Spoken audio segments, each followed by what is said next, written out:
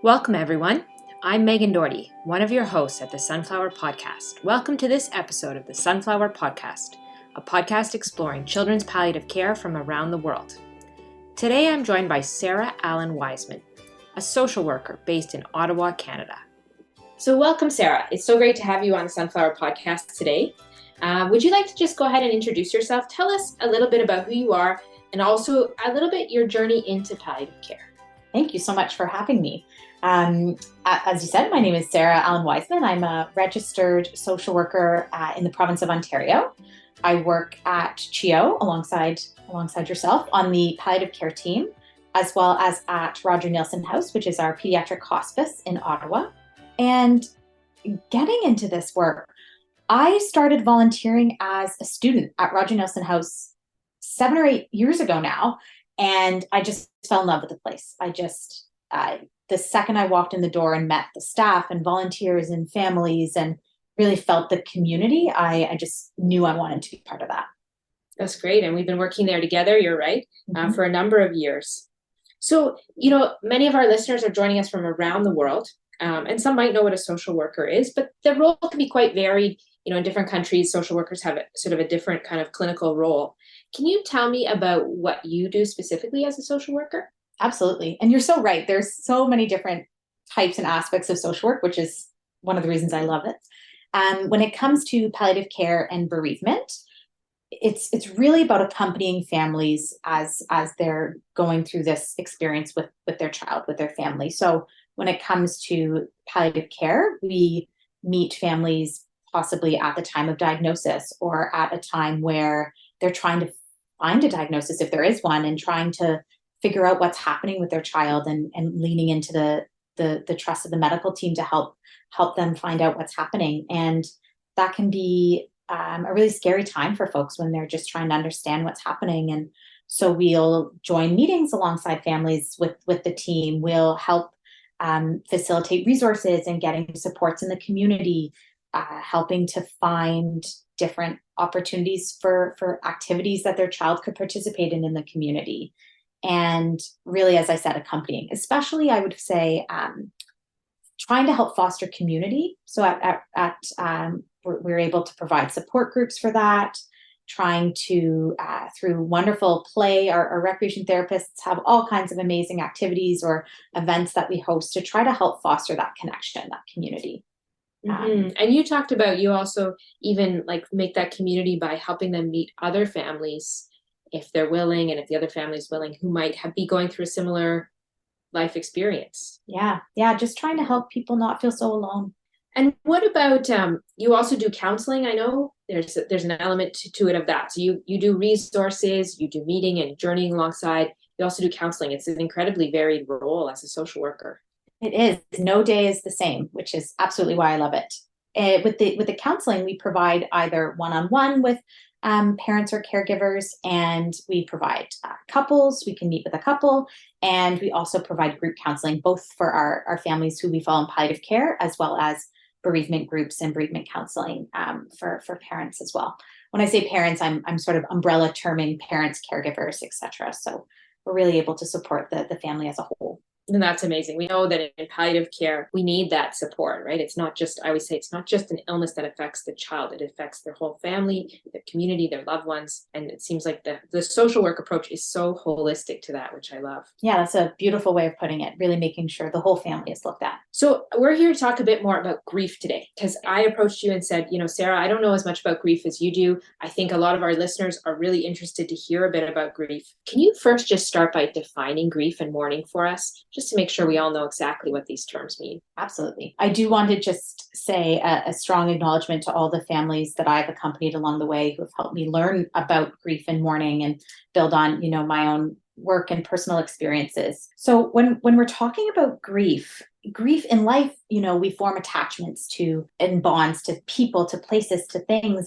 And grief is the most natural response when a loss happens to something. So it could be non-death loss, it could be divorce, loss of the home, job. And in the context of today, we speak about a death loss. And so grief will impact our entire world. That attachment is so strong. And so we feel that so strongly when a person dies, and it affects our entire internal world, our mind, our thoughts, our feelings, our bodies, our behaviors. Every aspect of ourself is impacted by those grief experiences. And then what about mourning? Mourning actually has a different definition I just learned from you. Yeah. So when we talk about mourning, mourning is the outward expression of those feelings and thoughts and experiences of grief. So mourning is just as important as grieving. It's allowing yourself to take that grief internal experience and bring it outward. You have, experienced working with a lot of individuals who are going through grief and are mourning. What kinds of activities do people do that are mourning, or what are some of the things you've seen people do? Mourning it can be such a beautiful process of honoring your person. So mourning is crying. Mourning is showing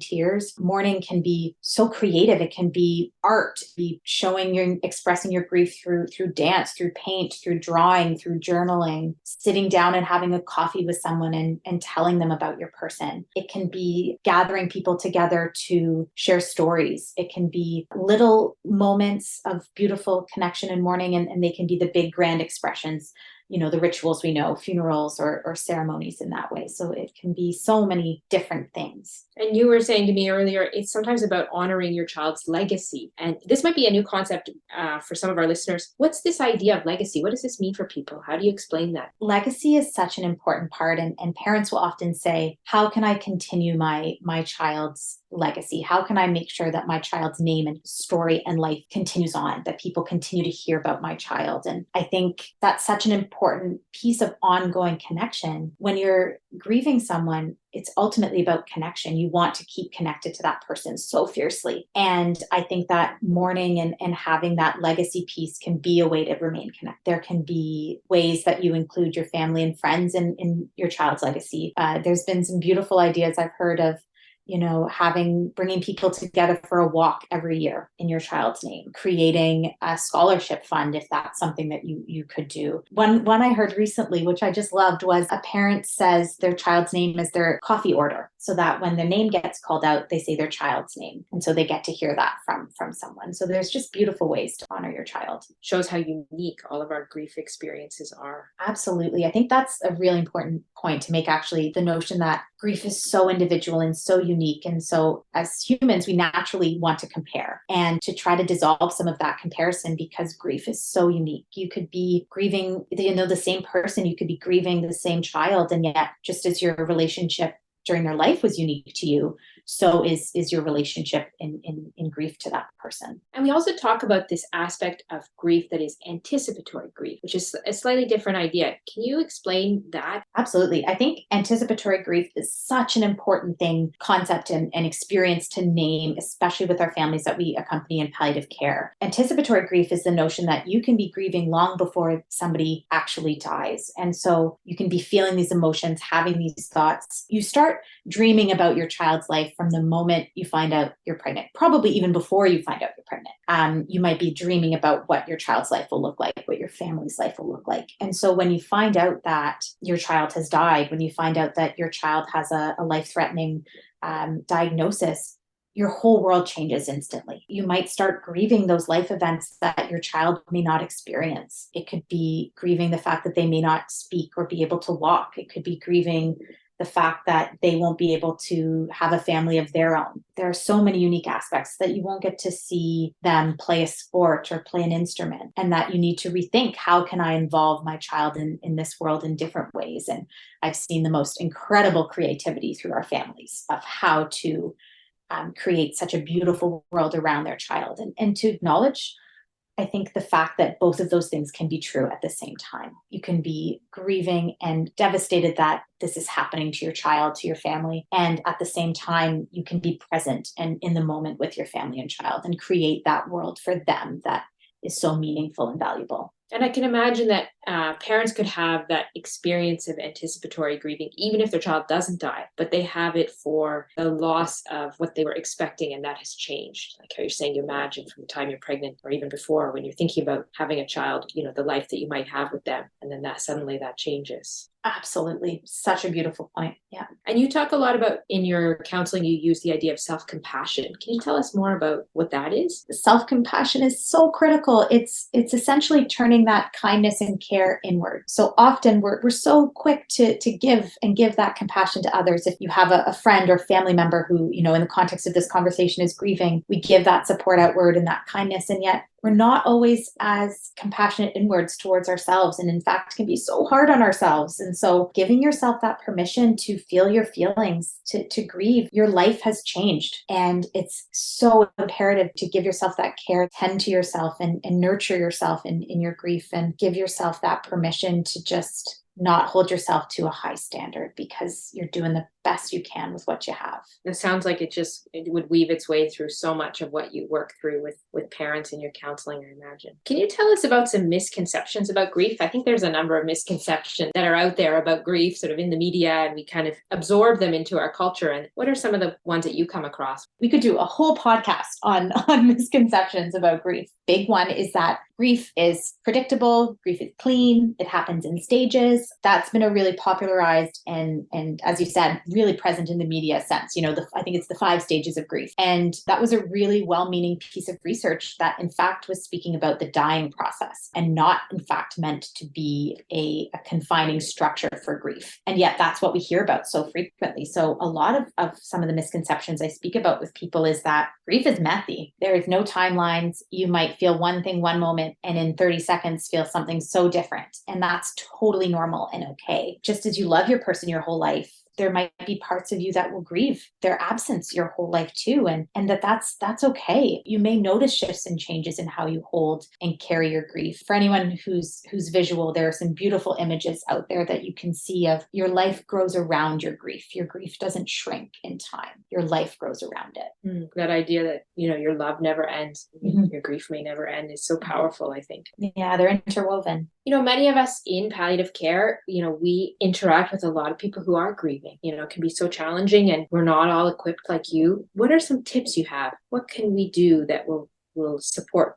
patients and families? Yeah, I think the number one thing that comes to mind when I think about that is saying their person's name. So I think there's a misnomer that bringing up someone's name or bringing up the person who died will make the person more sad, or will make them think of their person and then they'll be sad. And in truth, really, they're always thinking about their person. And so I've had so many bereaved parents say to me that hearing their child's name is so meaningful to them. It shows that you're thinking of them. It shows that you have a memory of them, taking the time to say a shared memory. I'll always try to do that if I knew, the child who died, try to share a moment in a memory. And it's so important for us as healthcare providers to do that as well. Another thing that I find to be helpful that parents speak a lot about is if you're offering support.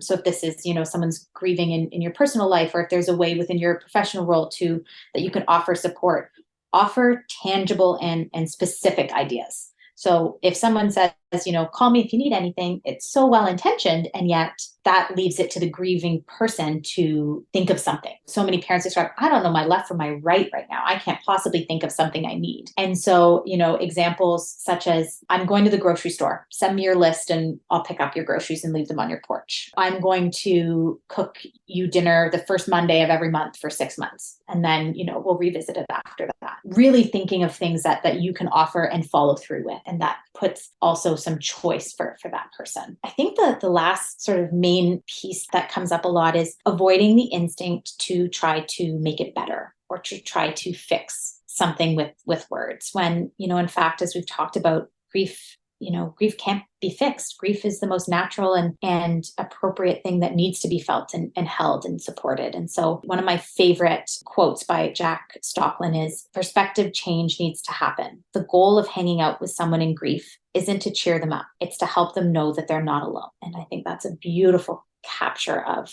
how we can support people. Yeah, I love this idea of, the person isn't broken. So you don't have to fix them. They're grieving. I think, I have one more. Sorry, I said it was the last one.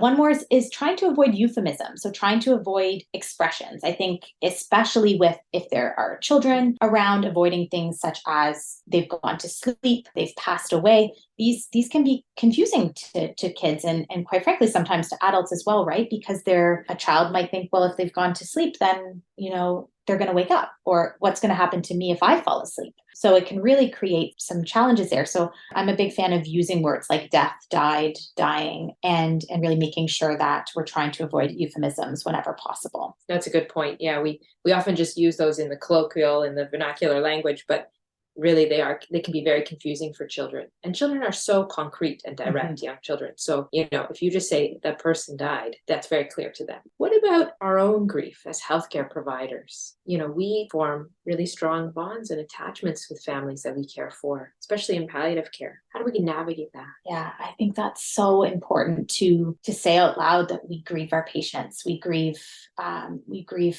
their death, and we grieve for their families. And as a team, we get to know these families, and we are invited into some of the most personal and vulnerable moments. And so to really allow ourselves to acknowledge that it's okay that we as healthcare providers have grief, and that we need to express that in our own ways. And when I say that, I think it's that notion of course, there's the professionalism that needs to be had, and yet we can balance that with our humanity. And so to show and express our sorrow and our condolences to families is completely appropriate. And then to step back and say, okay, me as a person, I need to mourn.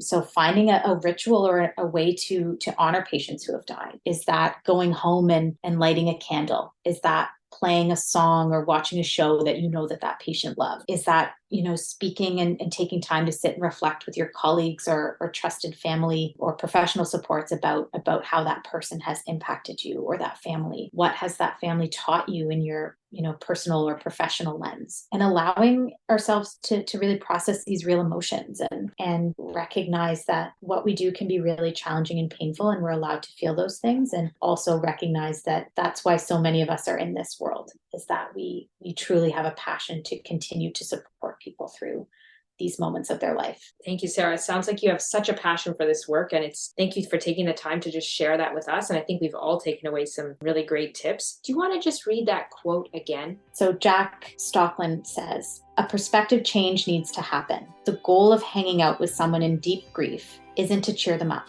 It's to help them know that they're not alone." Thank you very much. And thanks everyone for joining our show today.